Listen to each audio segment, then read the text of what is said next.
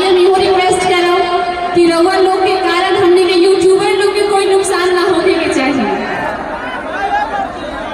ठीक ना? काहे से कि लोग अपन बहुत कीमती कैमरा लेके आवेला लोग कार्यक्रम में, और हमने के बीच उपस्थित वाले भोजपुरी इंडस्ट्री के बहुत ही अच्छे सिंगर सीटू सिंह जी, एक बार चाहम जोरदार ताली के गड़गड़ाहट से रउआ लोग इनका स्वागत करिए।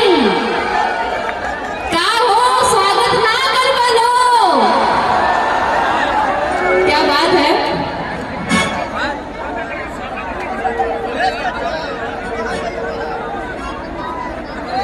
और हमारी बहुत ही अच्छी musician team, star musician team जो कि आप सभी के बीच उपस्थित है, जिसके डायरेक्टर है हमारे असलर अंसारी जी। तो मैं चाहूंगी हमारी म्यूजिशियन टीम की भी एक जोरदार ताली हो जाए।